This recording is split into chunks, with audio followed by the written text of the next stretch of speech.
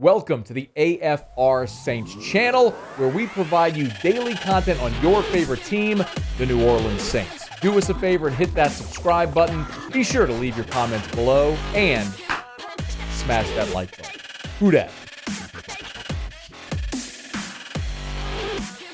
Bucs beat the Saints 20-10 in New Orleans, snapping a 7-game regular season winning streak that the Saints had held over Tampa Bay. The end of the game was marred by a melee and a slew of turnovers, 3 Jameis Winston interceptions, and it kind of fell apart for New Orleans in the end. I have no voice today because of that game. And it was, listen, I'm an open book. I'll tell you whatever you want to know. And I was not in the dome. I was in my den watching the game by myself. And after the melee, which ejected both Lattimore and Evans, and then the subsequent phantom unnecessary roughness call against Roby, and the hold that they called erroneously against Cam Jordan, which was really Shy Tuttle, which Fournette took a dive. When Perriman scored the touchdown to put Tampa up 10-3, I let out the loudest string of full-throat vulgarities that you could possibly imagine. And then after Jamel Dean recorded the second interception, I did something I haven't done in a long time. I turned the game off.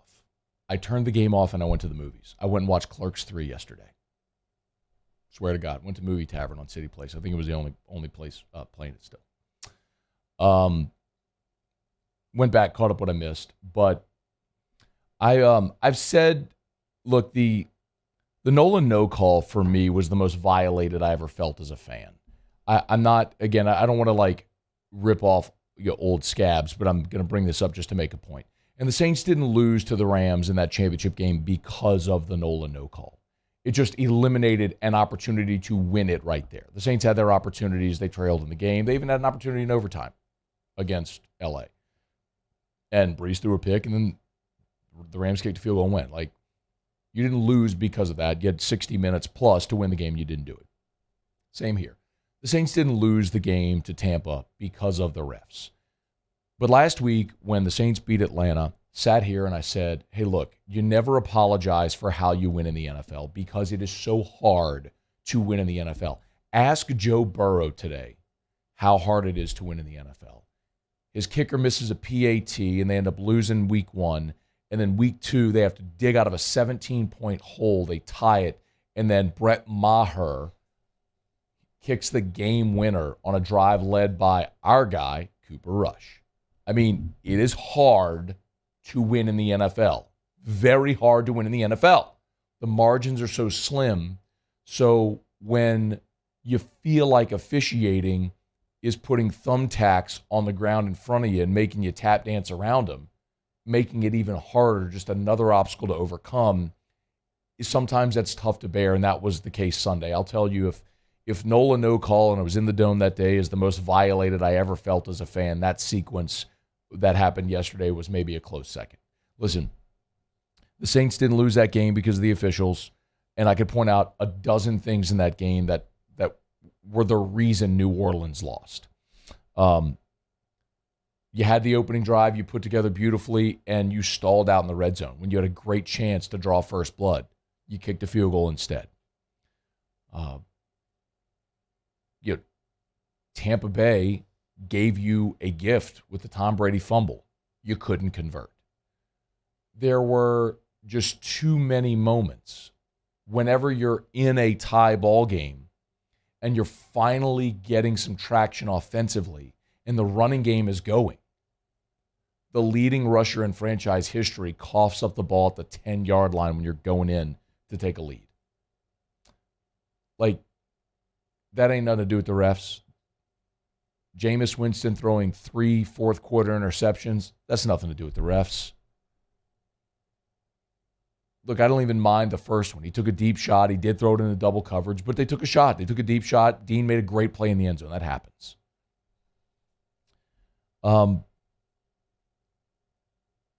man, it sure can make winning in this league even more difficult when you are off the field.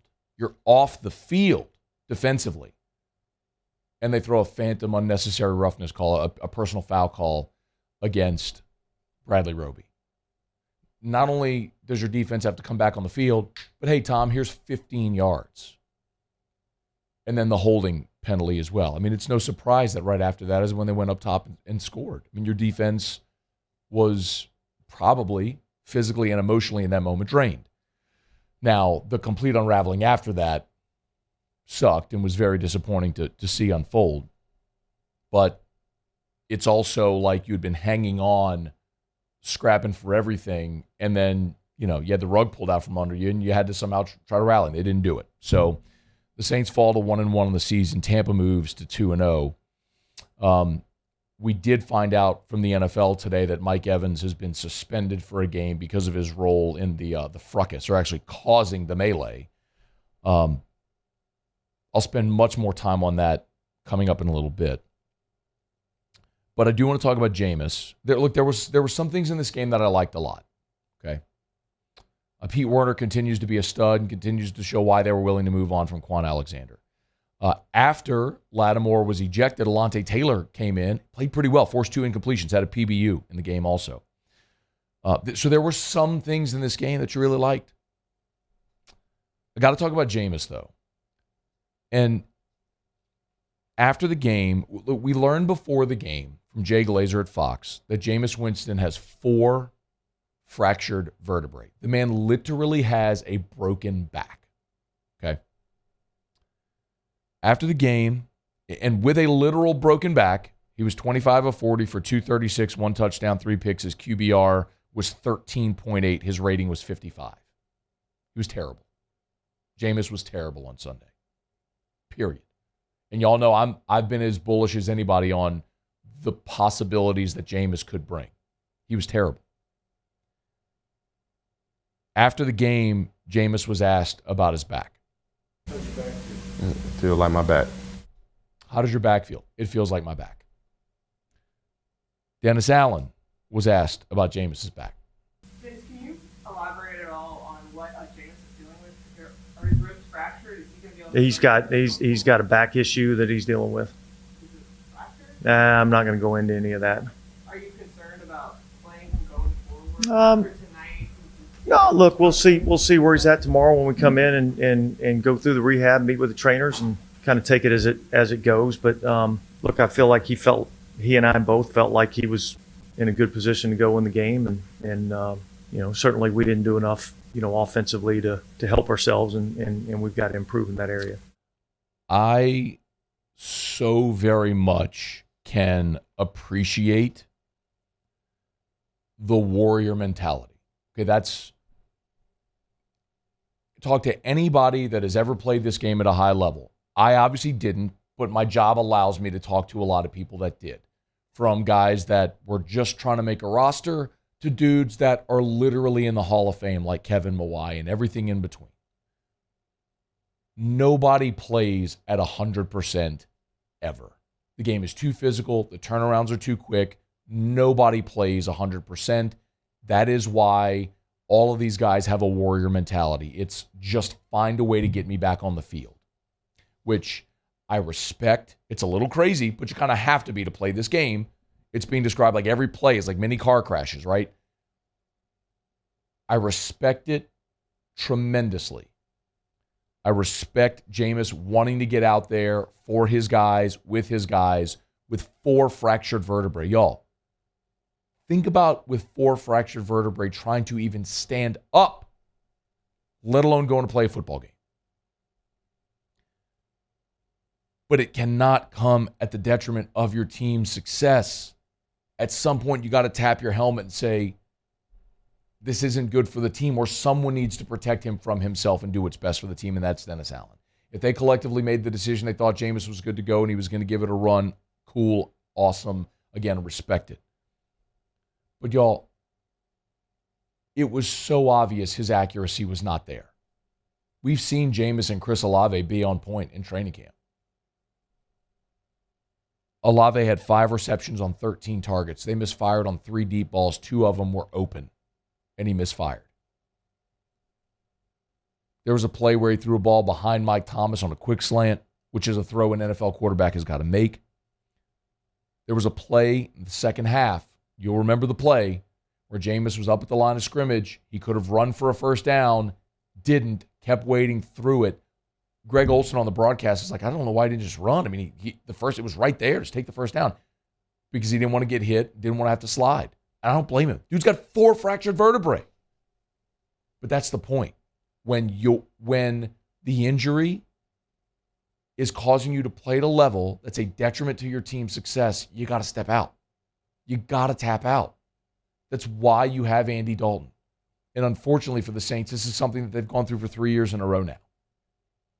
Going back to Breeze's thumb injury.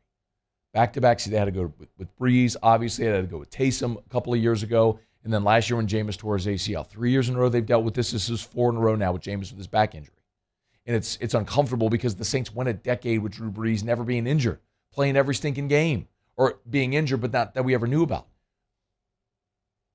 But man, like this is one of those where I don't know what it takes. If it's 2 weeks, if it's a month, whatever it is, you got to give Andy Dalton a shot if a healthy Andy Dalton is going to be a better option than an injured Jameis Winston.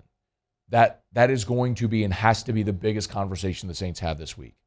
You got Carolina this week. It's a winnable game. Panthers are off to a rough start. They're not a very good football team. This is winnable, especially if you've got Andy Dalton churning with those receivers.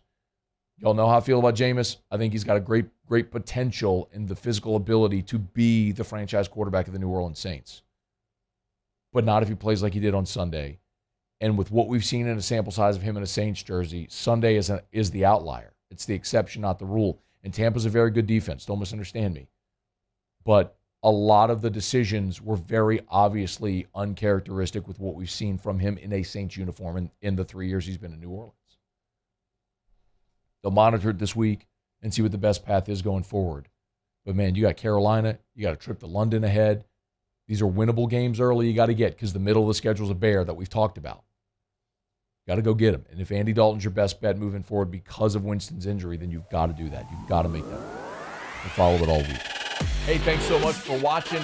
Please leave your comments. I love to interact. And be sure to hit the red subscribe button below.